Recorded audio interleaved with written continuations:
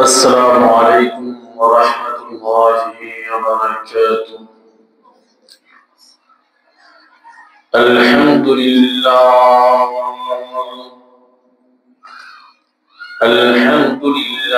الذي جعل الشمس والقمر بحسبان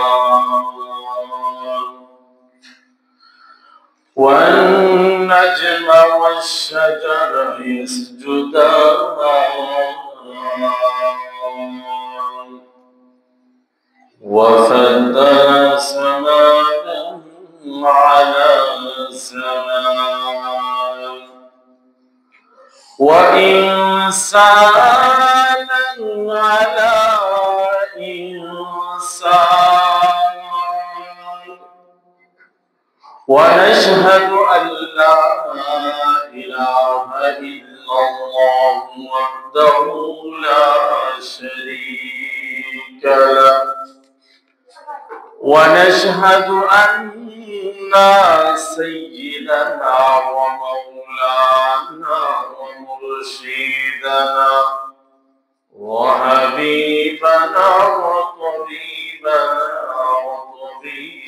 ربنا ومولانا محمدا عبده ورسوله الذي أرسل إلى الناس كافة بشيرا ونذيرا وداعيا إلى الله بإذنه وسراجا منيرا. أما بعد فأعوذ بالله من الشيطان الرجيم. بسم الله الرحمن الرحيم.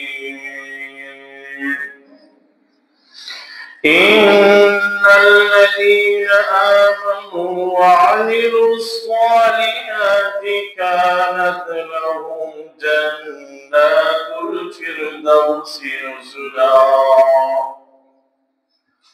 وقال رسول الله صلى الله عليه وسلم: لا يؤمن أحدكم حتى أكون أحب إليه من والده وولده والناس أجمعين، أو كما قال عليه الصلاة والسلام.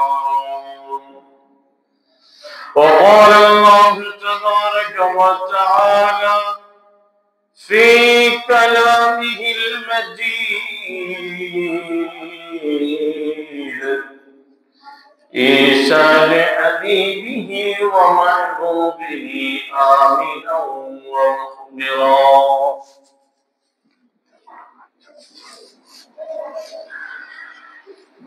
إن الله وملائكته يصلون على النبي يا أيها الذين آمنوا صلوا عليه وسلموا تسليما. اللهم صل على محمد وعلى آل محمد كما صليت على إبراهيم وعلى آل إبراهيم إنك حميد مجيد. اللهم بارك على محمد وعلى آل محمد كما باركت على إبراهيم وعلى آل إبراهيم إنك حميد مجيد بلغ العلا بكماله كشف الدجى بجماله حسنت جميع خصاله صلوا عليه وآله محمد نے آकर कुफ्र को मिटाया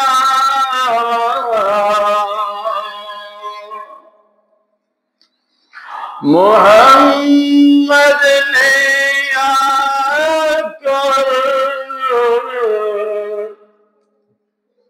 कुफ्र को मिटाया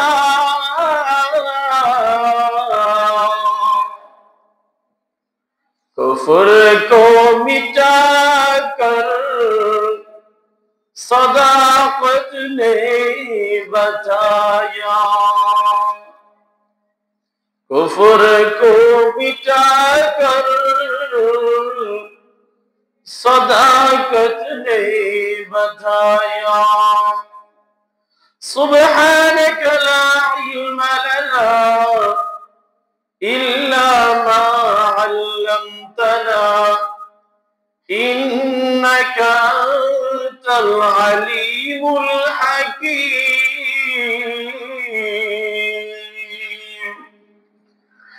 सुब्हानक ला फहम लना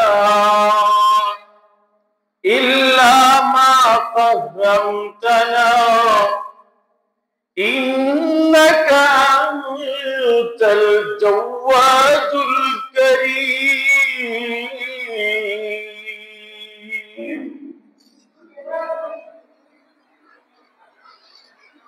अल्लाहुम्मा अरिना अल-हक़्क़ हक़्क़न वरज़ुक़ना इत्तिबाअह وأرنا الباطل باطلا وارزقنا اجتنابه সকলে বলে আমিন মুহতারাম হাজিরিন আল্লাহ তাআলার দরবারে লাখো কোটি গুণে শুকরিয়া আদায় করতেছি যে আল্লাহ পাক রব্বুল আলামিন আপনি আমাকে সুস্থ রেখে আল্লাহ তাআলার ঘর পৃথিবীর সর্বশ্রেষ্ঠ জায়গা মসজিদে আসার সাথে সাথে কোরআন ও হাদিস থেকে কিছু বলার এবং শোনার তৌফিক দান করেছেন এজন্য শুকরিয়া তান একবার বলি আলহামদুলিল্লাহ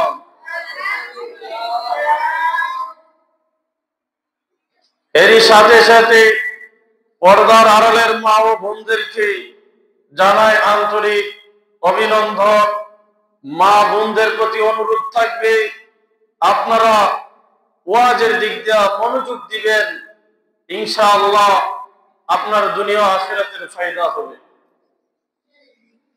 মুহতারাম হাজিরিন দুনিয়ার মধ্যে মানুষের দামি জিনিস আছে জিনিসের নাম হচ্ছে রূহ এই রূহ যখন চলে যায় মানুষের ডেড বডি ওসল হয়ে যায় তখন আর সেইটার নাম মানুষ থাকে না মানুষ তাকে নাম দিয়ে লাশ দুনিয়া ও আখিরাতে মানুষের সবচেয়ে মূল্যবান সম্পদ হচ্ছে ঈমান ঈমান যদি কারো না থাকে ঈমান হচ্ছে সবচেয়ে দামি জিনিস ঈমান না থাকলে সে কোশ্চিন কালও বেহেশতে প্রবেশ করতে পারবে না ঈমান কি জিনিস ঈমান এবং ইসলাম কি জিনিস আমরা তো খালি ঈমান বলি আল ঈমানু আল উসুকু ঈমান শব্দের অর্থ হচ্ছে ভরসা ঈমান এমন এক দামি জিনিস যেই জিনিস থাকলে আপনি জান্নাতে যেতে পারবেন ঈমান যদি না থাকে জান্নাতে যাওয়া সম্ভব না আল্লাহ জায়গায় জায়গায় কোরআনের মধ্যে ঈমানের কথা বলেছেন,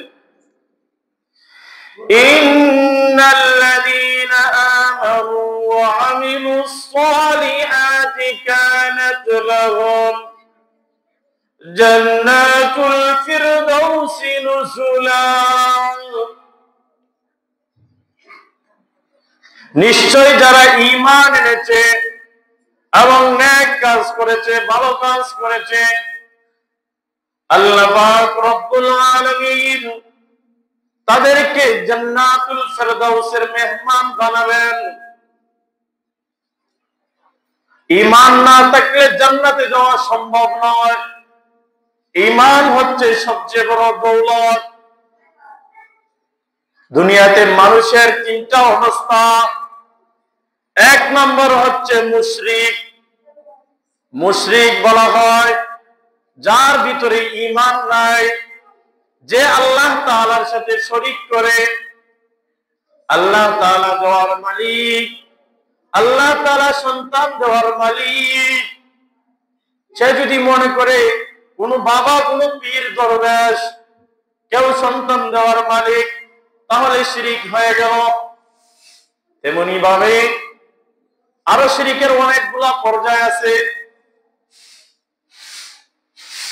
যেমন মুশরিকরা মূর্তি পূজা করে, আল্লাহর সাথে তারা উপাসনা করে, তারাও শিরিক করে। শিরিক অত্যন্ত মারাত্মক ধরনের গুনাহ। লুকমান হাকিম ওনার সন্তানকে বললেন, ইয়া বুনাইয়া, হে আমার আদরের সন্তান, লা তুশরিক বিল্লাহ, আল্লাহর সাথে কাউকে শরীক করিও না। শিরিকের গুনাহ আল্লাহ তাআলা কখনো ক্ষমা করবেন না। কোরআনে কারীমের মধ্যে আল্লাহ তাআলা বললেন, ইন্নাল্লাহা লা ইয়াগফিরু আন ইউশরাকা বিহি ওয়া ইয়াগফিরু মা দুনা যালিকা লিমান ইয়াশা। ইন্নাল্লাহা, নিশ্চয় আল্লাহ তাআলা, লা ইয়াগফিরু আন ইউশরাকা বিহি, কেউ আল্লাহ তাআলার সাথে শরীক করলে সেটা আল্লাহ তাআলা ক্ষমা করেন না। ওয়া ইয়াগফিরু মা দুনা যালিকা লিমান ইয়াশা, শিরিক ছাড়া ছোট ছোট যত গুনাহ আছে আল্লাহ তাআলা চাইলে ক্ষমা করে দিতে পারেন। শিরিক ছাড়া অন্য গুনাহ থাকলে আল্লাহ তাআলা ক্ষমা করে দিতে পারেন, কিন্তু শিরিকের গুনাহ আল্লাহ তাআলা কখনো ক্ষমা করবেন না। এজন্য মুহতারাম হাজিরিন, আল্লাহ তাআলার সাথে শরীক করা যাবে না।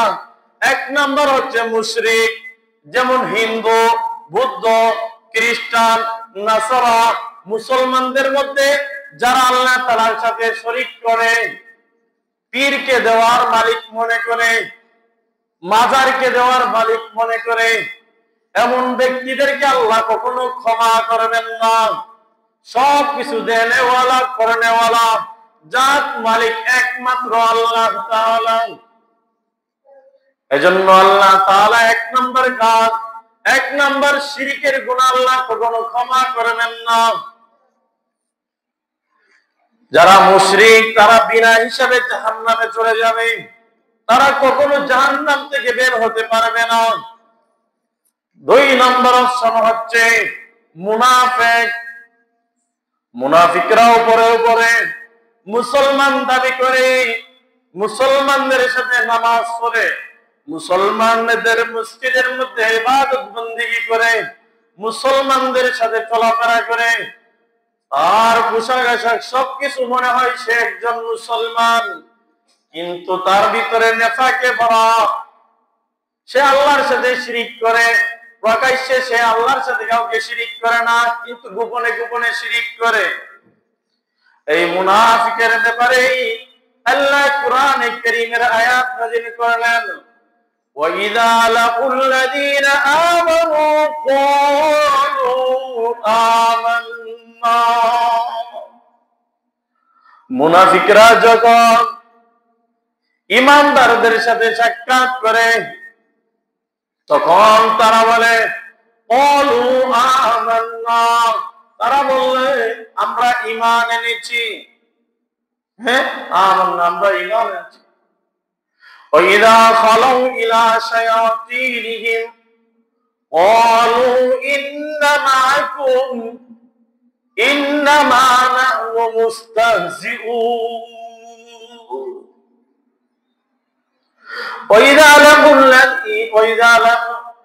وإذا قيل لهم آمنوا قالوا آمنا, যখন তাদেরকে বলা হয় ঈমান আনার জন্য, তখন তারা বলে আমরা ঈমান এনেছি।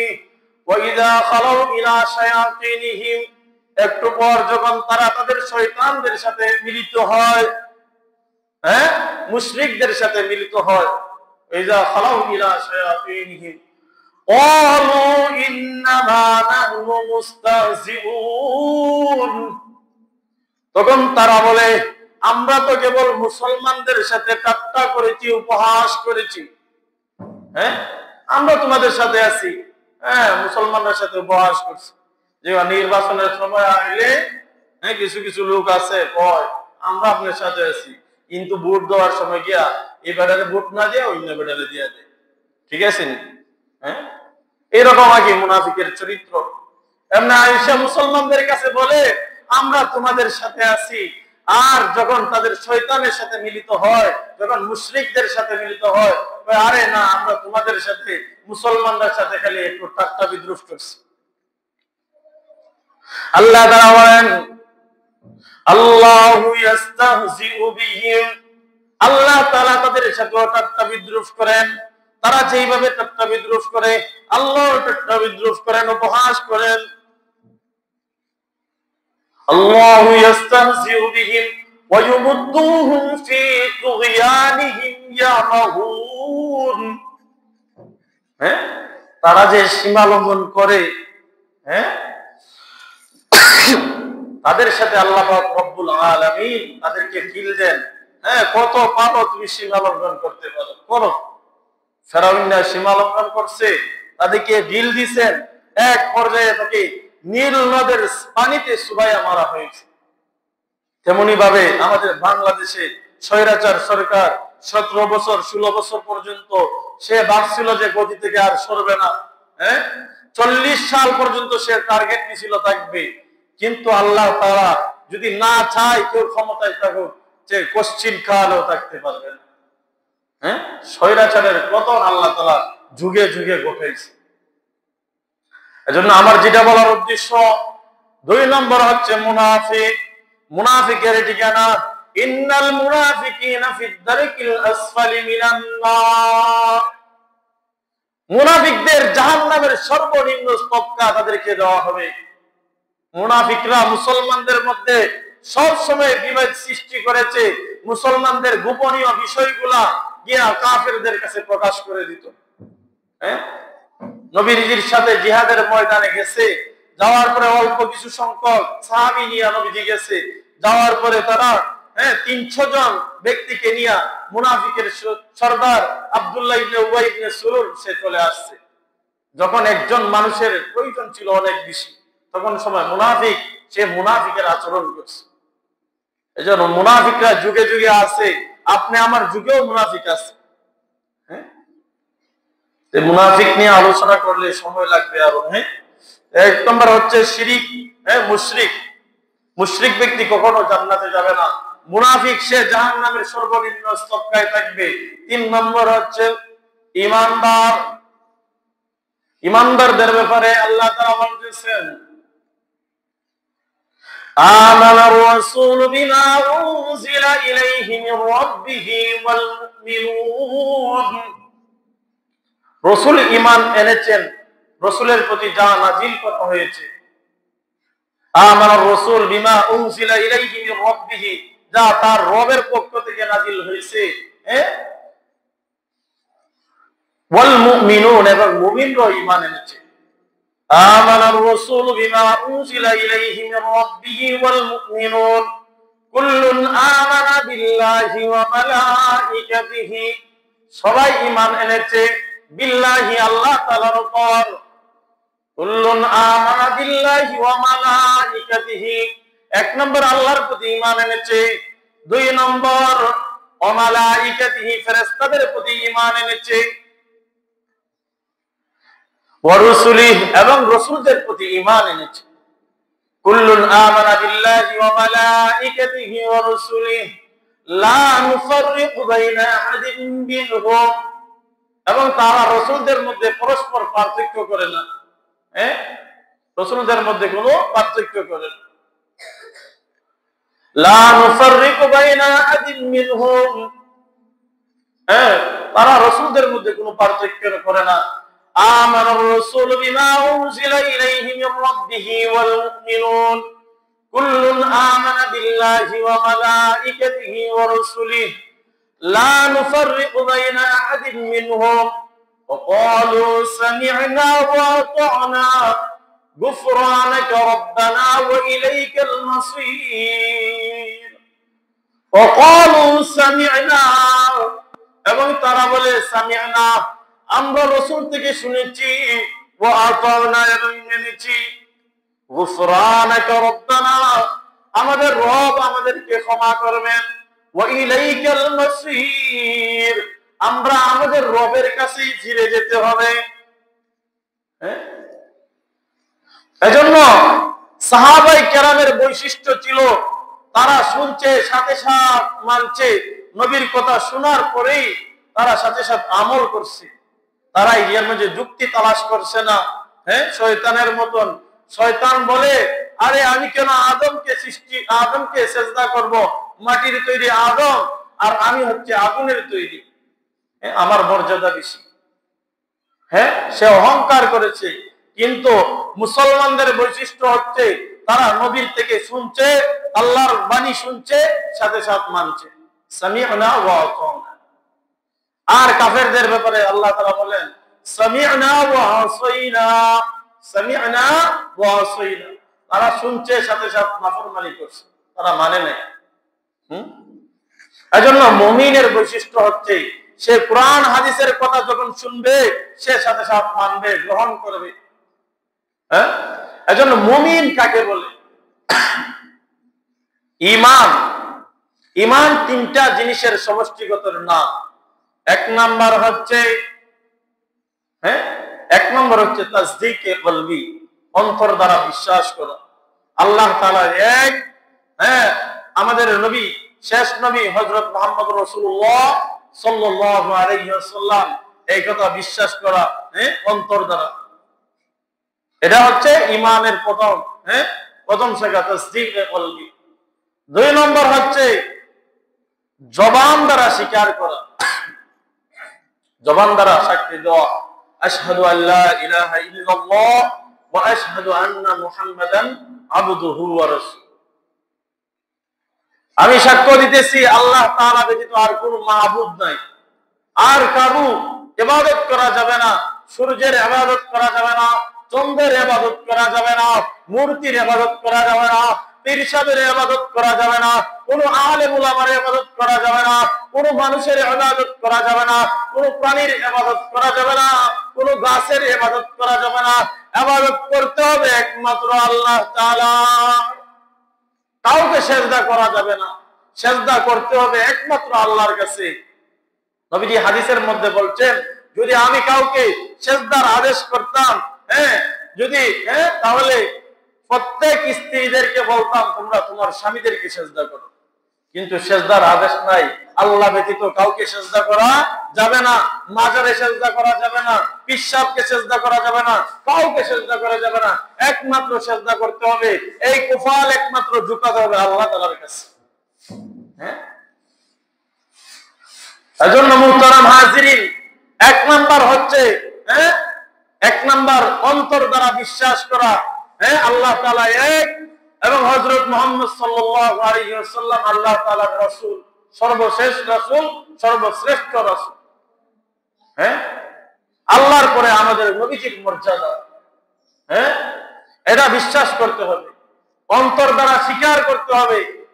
আপনি যে মুসলমান এটা মানুষের কাছে স্বীকার করতে হবে, আমি একজন মুসলমান, আমি আল্লাহ তাআলার প্রতি বিশ্বাস রাখি, নবীজিকে শেষ নবী হিসাবে মানি, এটা বিশ্বাস করতে হবে। তিন নম্বর হচ্ছে আমল বিল আরকান।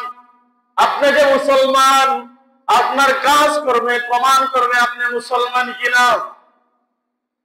হ্যাঁ, আপনি যে মুসলমান, আপনার কাজ দেখলেই বোঝা যাবে আপনি মুসলমান কিনা। আপনি 5 ওয়াক্ত নামাজ পড়েন কিনা, আপনি রোজা রাখেন কিনা, হ্যাঁ, আপনি মানুষদেরকে সালাম দেন কিনা, আপনার মুখে দাড়ি আছে কিনা, সুন্নত লিবাস টুপি আছে কিনা, পাগড়ি আছে কিনা, এগুলা দেখলেই বোঝা যাবে আপনি মুসলমান নাকি হিন্দু। বর্তমানে তো হিন্দু আর মুসলমান চেনা অনেক কঠিন হয়ে যায়। গাড়ি অ্যাক্সিডেন্ট করছে, হ্যাঁ, তারপরে পরে আছে তাকে প্রথম, তার নাই দাড়ি মুখের মধ্যে, নাই টুপি পাঞ্জাবি কিছুই নাই, শার্ট প্যান্ট পরে দিছে, তাকে হিন্দু না মুসলমান এটা কিভাবে যাচাই করবো? হ্যাঁ, তাকে প্রথম জিজ্ঞাসা করতে হয়, হ্যাঁ ভাই, হ্যাঁ আপনার নাম কি? পরে দেখো নাম হচ্ছে মিন্টু, পিন্টু, সেন্টু, জন্টু, বল্টু, হ্যাঁ নাম রাখছে কতটা। এখন হ্যাঁ মিন্টু সিন্টু কইলে হ্যাঁ হ্যাঁ মুসলমান হ্যাঁ না হিন্দু এটা বোঝা গেছে? বোঝা গেছে নি? নামেও পরিচয় পাওয়া যায় না সে মুসলমান কিনা।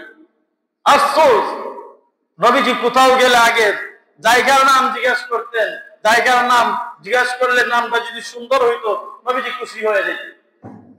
বাচ্চাদের নাম রাখার ক্ষেত্রে সুন্দর নাম রাখতে হবে, এটা বাচ্চার হক। কিন্তু আমরা রাখি নান্টু মন্টু সিন্টু পিন্টু, কত রকমের নাম, নামের অভাব নাই। বেবি, ট্যাক্সি, হ্যাঁ, তারপরে আরো কি কি জানি নাম রাখে।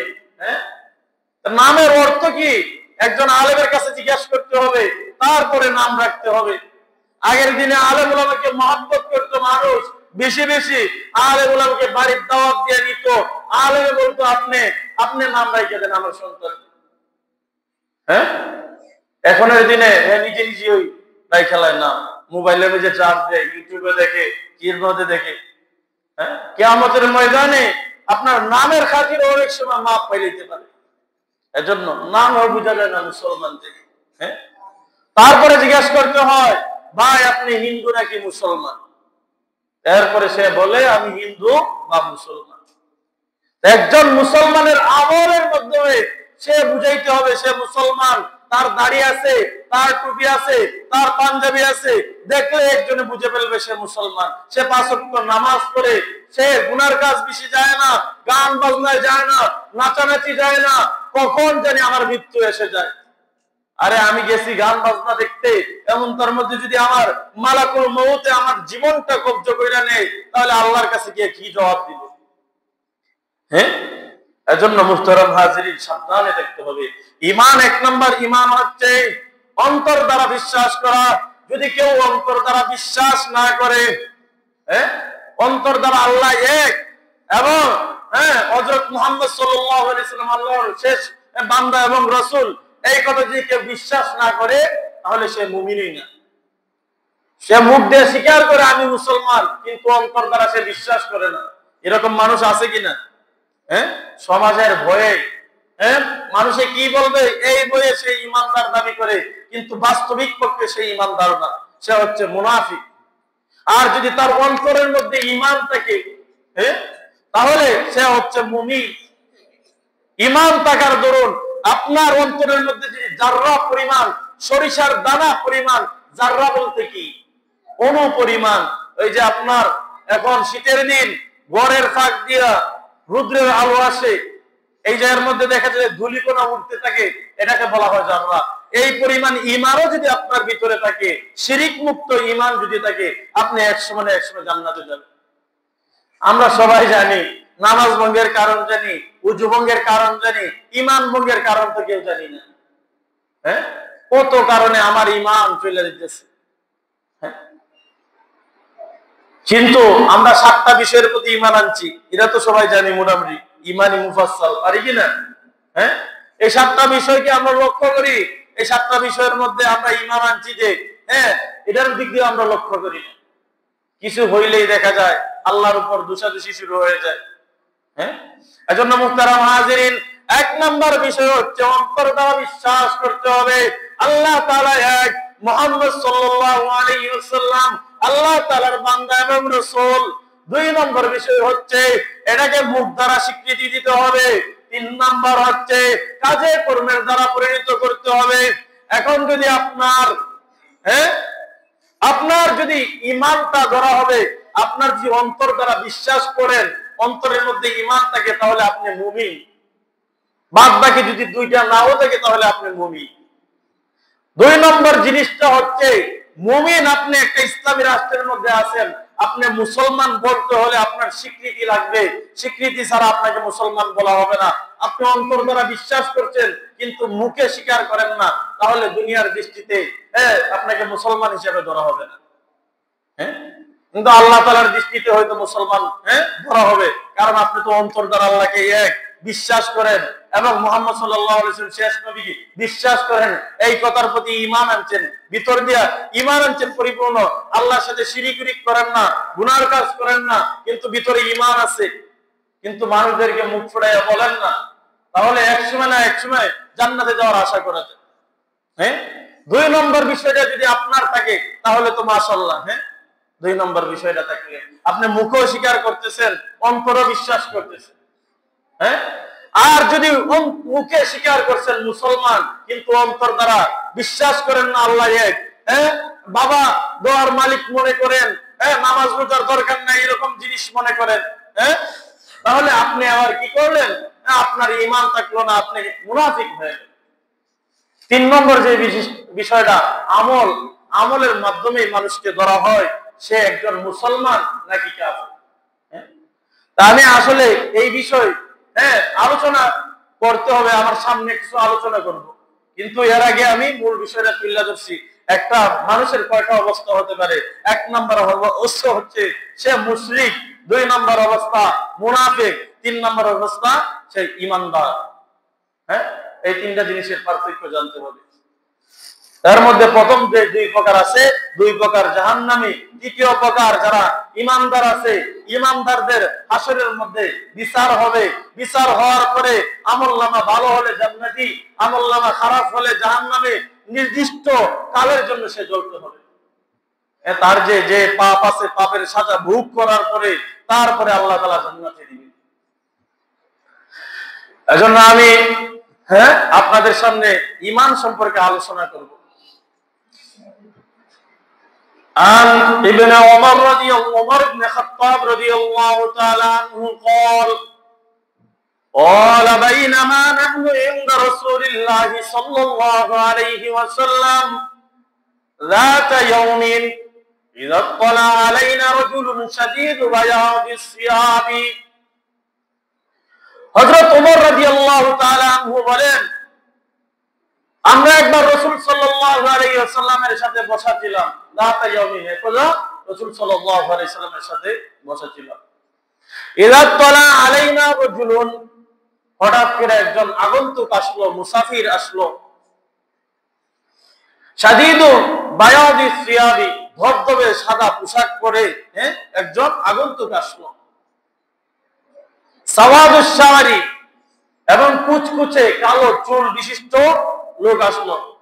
লা ইউরা আলাইহি আসরুস সফর, তার মানে সফরের, সে যে সফর করে আসছে, মরুভূমিতে যদি কেউ ঘোড়া দিয়া বা ভিন্ন উট দিয়া সফর করে আসে তাহলে তার কাপড় চোপড় ময়লা নোংরা হয়ে যায়। আমরা সাধারণত ঢাকা বা ভিন্ন জায়গায় গেলে অনেক সময় দেখা যায় কাপড় চোপড় ময়লা হয়ে গেছে। সফরের মধ্যে সফর অনেক ক্লান্তির জিনিস, কিন্তু তার ভিতরে এরকম সফরের কোন চিহ্ন দেখা গেছে না। সফর করলে দেখবেন পানির পিপাসা ধরে অনেক রকম, যে মুসাফির তাকে দেখলেও চিনা যায়, যায় কিনা? তো এরকম এই ব্যক্তি আসছে, থেকে আসছে, মানে তার কোন সফরের চিহ্ন নাই। আমাদের মধ্যে কেউ তাকে চিনে না। এই ব্যক্তি যে আসছে, প্রথম আসছে, তাকে কেউ চিনে না। হাত্তা জালাসা ইলান নবী সাল্লাল্লাহু আলাইহি ওয়াসাল্লাম, অতঃপর সে নবীজির সামনে আইসা বসছে। ফাসনাদা রুকবাতাইহি ইলা রুকবাতাইহি, নবীজির হাঁটুর সাথে তার হাঁটু লাগাইয়া বসছে। আমরা যেভাবে নামাজের শুরুতে বসি এইভাবে হাঁটুর সাথে হাঁটু লাগাইয়া বসছে। ওয়াওয়াদা কাফাইহি আলা ফাখিযাইহি, এবং তার রানের উপর তার রানের উপর কি রাখলো? হাত রাখলো। এটার দুইটা অর্থ হতে পারে, সে নিজে তার রানের উপর হাত রাখছে, অথবা নবীজির রানের উপর সে কি করছে, হাত রাখছে। এই যে বসা, এটা কেন বসছে এরকম?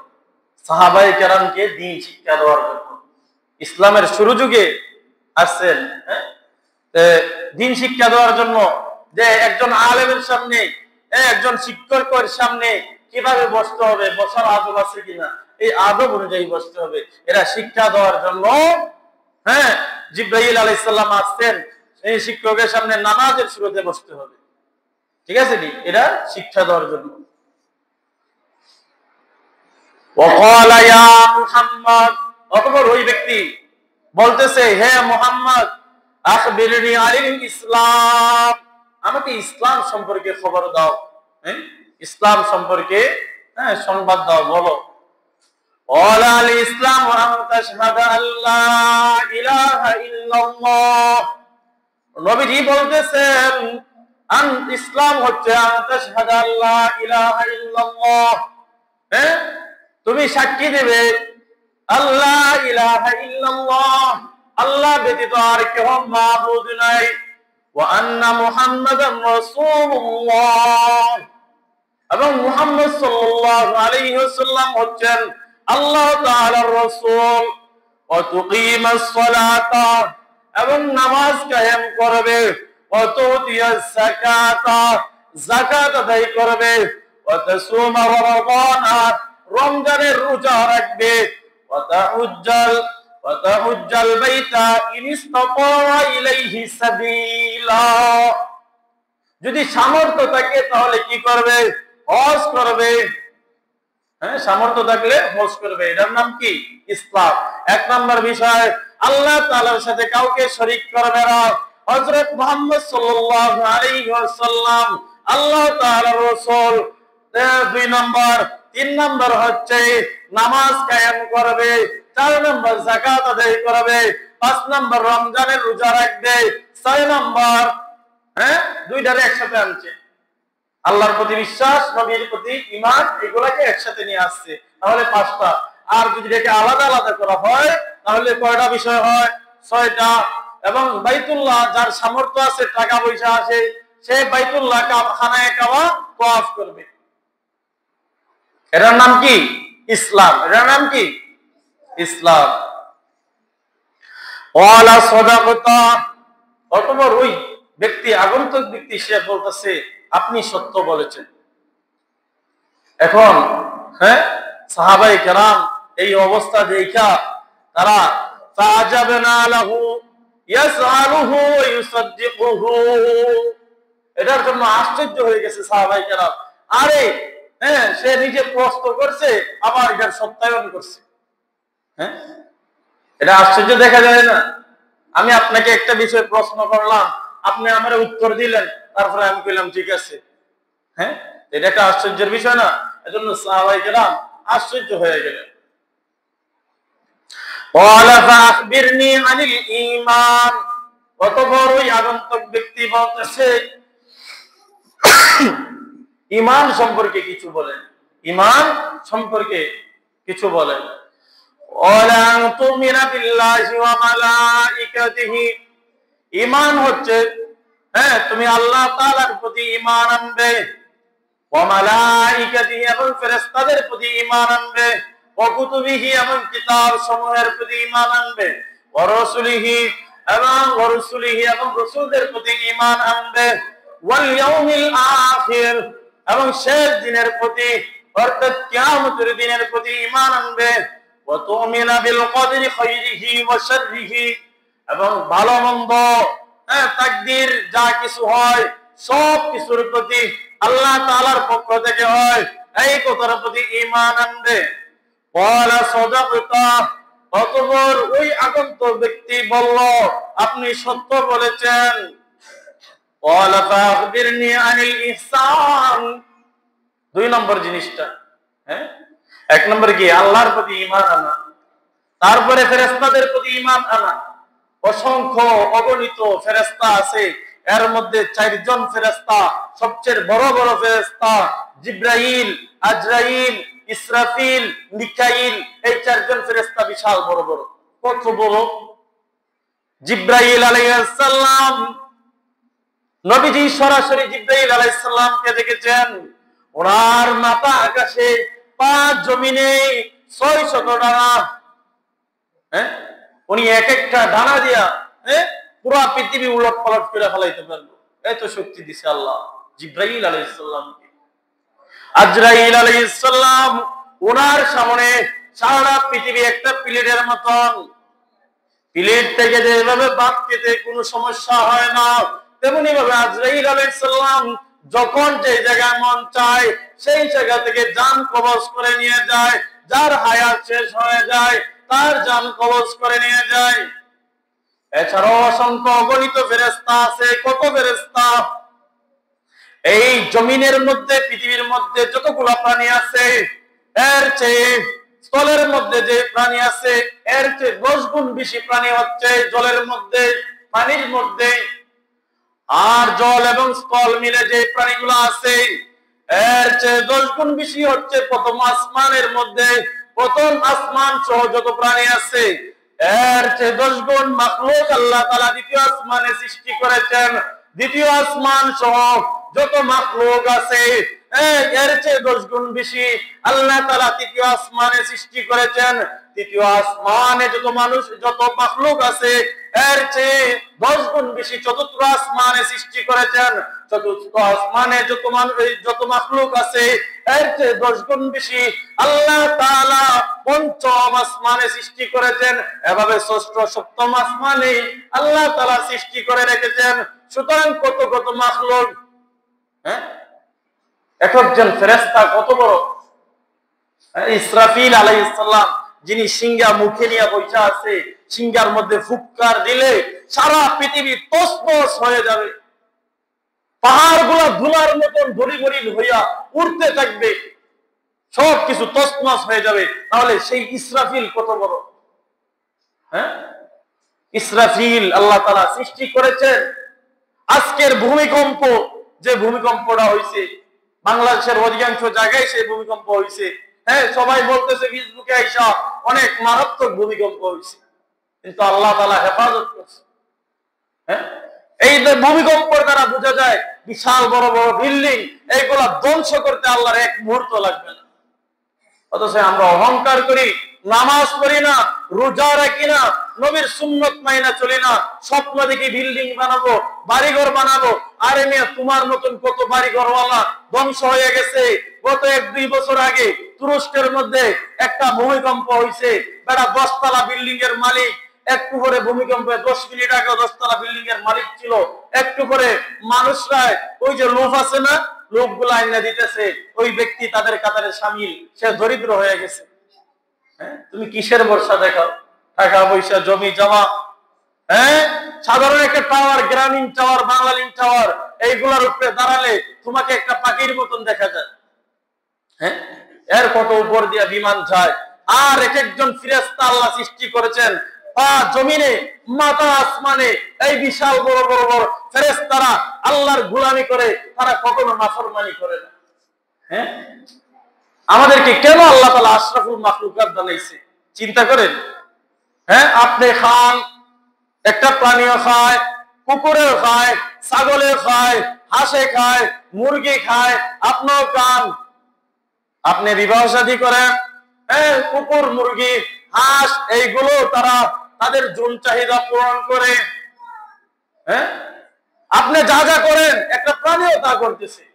তাহলে আপনি আর আমার মধ্যে পার্থক্য কি? খালি যদি বাড়ি ঘর এই সেই কত কিছু চিন্তা করি, আপনি আমার মধ্যে পার্থক্য কি? পার্থক্য হচ্ছে, আপনি আমার মধ্যে পার্থক্য হচ্ছে আল্লাহর গোলামি। আপনি যখন কোরআন অনুযায়ী চলবেন, আপনার জীবনটাকে সাজাবেন, তখন একটা প্রাণীর মধ্যে আপনার মধ্যে আকাশ পাতাল ডিফারেন্স হয়ে যায়। আপনি আশরাফুল মাখলুকাত হয়ে যান, সৃষ্টির সেরা জীব হয়ে যান, আল্লাহ তাআলার কাছে সবচেয়ে প্রিয় মানুষ হয়ে যান। আমরা কি দিয়ে অহংকার করতেছি? আওয়ালাম ইয়ারাল ইনসান, সূরা ইয়াসিনের মধ্যে আল্লাহ তাআলা বলতেছেন, আওয়ালাম ইয়ারাল ইনসান, মানুষটি দেখে না, আন্না খলাকনাহু, তাকে সৃষ্টি করা হয়েছে মিন নুতফাতিন, বীর্য থেকে। নাপাক পানি থেকে তাকে সৃষ্টি করা হয়েছে। হ্যাঁ, এক ফোঁটা নাপাক পানি থেকে আপনি আমাকে সৃষ্টি করা হয়েছে, আমি কিসের অহংকার দেখাই? হ্যাঁ, কিসের অহংকার? অহংকার নাই। মুসলমান যারা আল্লাহর গোলাম তাদের ভিতরে অহংকার থাকবে না। আল্লাহ তাআলা হাদিসে কুদসির মধ্যে বলছেন, অহংকার হচ্ছে আমার চাদর, যে ব্যক্তি আমার চাদর নিয়ে টানাটানি করে সে ধ্বংস হয়ে যায়। অহংকার করা যাবে না। আমি ধনী, আমি 10 তলা বিল্ডিং এর মালিক, আমার বাড়ির পাশে একজন গরিব আছে, তাকে দেখি না, তাকে টাকা পয়সা দেই না। আমার ভাই গরিব, তাকে দেখি না, সে খাইছে কিনা, ঈদের দিন আমি নতুন নতুন কাপড় পরে যাই, আমার প্রতিবেশী সে কষ্ট করে আছে কিনা। হ্যাঁ, আবার আমি দাবি করি আমি মুসলমান। হ্যাঁ, আমার ভাই বেরাদর, আমি কোটি কোটি টাকা মদের তলে, গাঞ্জার তলে, গুনার আড্ডার মধ্যে, গানের তলে ব্যয় করতেছি, কিন্তু আমার প্রতিবেশী সে না খায়া আছে, তার কথা একদিন চিন্তাও করি না। তাহলে আমি কেমন মুসলমান? হ্যাঁ, নবীজি বলছেন, তুমি যা নিজের জন্য পছন্দ করো, তোমার মুসলমান ভাইয়ের জন্য তা পছন্দ করো। হ্যাঁ, আমি যে আলোচ্য বিষয়ের মধ্যে আছি, হ্যাঁ, আল্লাহ তাআলার প্রতি ঈমান আনতে হবে। এই বিশাল বড় বড় ফেরেশতা, তাদের প্রতি ঈমান আনতে হবে। ওয়া কুতুবিহি, এবং কিতাব সমূহের প্রতি ঈমান আনতে হবে। কিতাব সমূহের মধ্যে বড় বড় কিতাব হচ্ছে 4টা: তাওরাত, ইনজিল, জাবুর, কুরআন। সময় হয়ে গেছে। আল্লাহ পাক রব্বুল আলামিন আমাদের সবাইকে ঈমানের সহিত, হ্যাঁ, ঈমানের সহিত কবুল করুক। আমিন।